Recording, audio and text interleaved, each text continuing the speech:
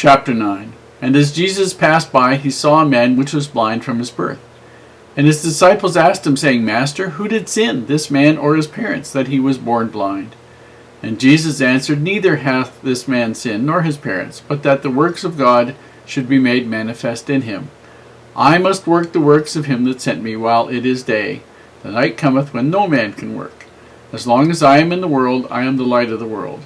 When he had thus spoken, he spat on the ground, and made clay of the spittle, and he anointed the eyes of the blind man with the clay, and said unto him, Go wash in the pool of Siloam, which is by interpretation, sent.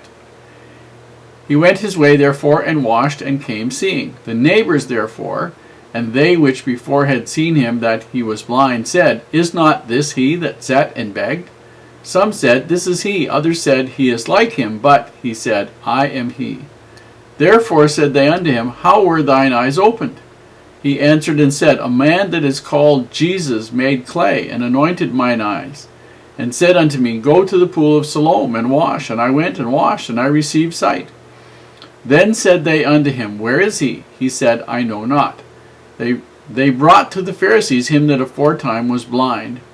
And it was the Sabbath day when Jesus made the clay, and opened his eyes. Then again the Pharisees also asked him how he had received his sight. He said unto them, He put clay upon mine eyes, and I washed, and do see. Therefore said some of the Pharisees, This man is not of God, because he keepeth not the Sabbath day. Others said, How can a man that is a sinner do such miracles? And there was a division among them. They say unto the blind man again, What sayest thou of him, that he hath opened thine eyes? He said, He is a prophet. But the Jews did not believe concerning him, that he had been blind, and received his sight, until they called the parents of him that had received his sight. And they asked him, saying, Is this your son, who ye say was born blind? How then doth he now see? His parents answered them and said, We know that this is our son, and that he was born blind, but by what means he now seeth we know not, or who hath opened his eyes we know not. He is of age, ask him, he shall speak for himself. These words spake his parents, because they feared the Jews, for the Jews had agreed already, that if any man did confess that he was Christ, he should be put out of the synagogue. Therefore said his parents, He is of age, ask him. Then again called they the man that was blind, and said unto him, Give God the praise, we know that this man is a sinner. He answered and said, Whether he be a sinner or no, I know not. One thing I know, that whereas I was blind, now I see. Then said they to him again, What did he to thee? How opened he thine eyes? He answered them, I have told you already, and ye did not hear. Wherefore would ye hear it again? Will ye also be his disciples? Then they reviled him and said, Thou art his disciple, but we are Moses' disciples. We know that God spake unto Moses. As for this fellow, we know not from whence he is. The man answered and said unto them, Why, herein is a marvelous thing, that ye know not from whence he is, and yet he hath opened mine eyes. Now we know that God heareth not sinners, but if any man be a worshipper of God, and doeth his will, him he heareth. Since the world began, was it not heard that any man opened the eyes of one that was born blind? If this man were not of God, he could do nothing. They answered and said unto him, Thou wast altogether born in sin, and dost thou teach us? And they cast him out. Jesus heard they had cast him out, and when he had found him, he said unto him, Dost thou believe on the Son of God? He answered and said, Who is he, Lord, that I might believe on him? And Jesus said unto him, Thou hast both seen him, and it is he that talketh with thee. And he said, Lord, I believe. And he worshipped him. And Jesus said, For judgment I am come into this world, that they which see might not see, and that they which see might be made blind. And Jesus said, For judgment I am come into the world, that they which see not might see, and that they which see might be made blind. And some of the Pharisees which were with him heard these words, and said unto him, Are we blind also? Jesus said unto them, If ye were blind, ye should have no sin. But now ye say, We see, therefore your sin remaineth. In chapter 9, we see that the Savior and his disciples come across a man who was blind from birth. And he's evidently sitting someplace begging. And the disciples ask a question which is very perceptive but it isn't totally true, but it has a basis in some fact. And they ask whether or not this man or his parents, before his birth, before this life, either the parents before this life or this man before his life, had committed some sin, and as a result of that sin, he was born blind.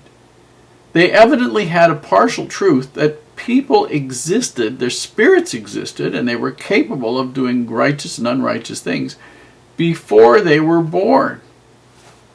And the Savior, instead of teaching them the full and correct understanding of that, basically said, neither this man nor the man nor his parents did anything wrong, but he is blind so that I can show the mercies of God and can work a miracle for this man. Now, there's one thing in this miracle, in this healing, which is very different from every other time so far that he's healed somebody. He makes clay and anoints the man's eyes with the clay. Spits into the ground, mixes it up, makes a little bit of clay, puts it on the eyes. I've never run across anybody who understood why. But it's incredibly simple and very easy to understand, what you find out about it a couple of verses down the road. And basically, he said to the man, go wash in the pool of Siloam. The man went, washed, and came seeing. And the neighbors therefore, and they which had before seen him begging, said, is not this he who was blind and sat and begged? And some said, yeah, it was him, and another said it was like him, but he said, no, it's me.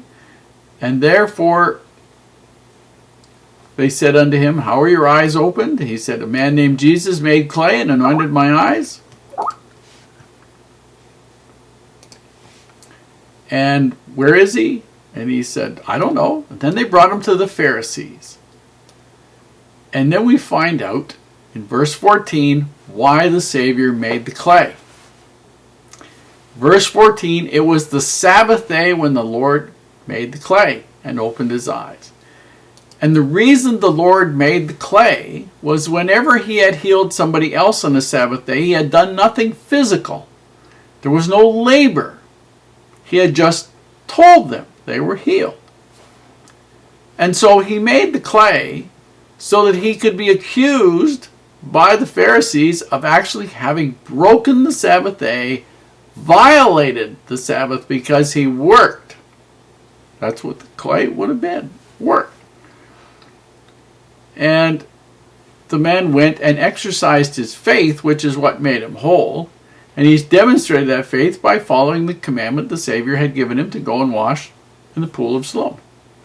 Now, it wasn't the pool of Siloam that made him see. It wasn't the clay that made him see. It was the faith to do what the Savior told him that made him see. And it's kind of interesting to me to hear some of the explanations as to what must have been in the clay, what the clay and the water did together, whatever. It's kind of interesting, but the basic point is that the Savior here was giving the Pharisees an opportunity to prove that they weren't as hypocritical as they were, as they seemed to want to be. And at the end of the chapter it says something to the effect that if they had been blind and unable to see, if they hadn't understood or claimed they understood the gospel and the law, they'd have had no problem. There would have been no sin in them. But because they claimed to see, because they claimed to be righteous, because they claimed to be the teachers of the people, because they claimed to be the ones who set the standards, then they have the greater sin.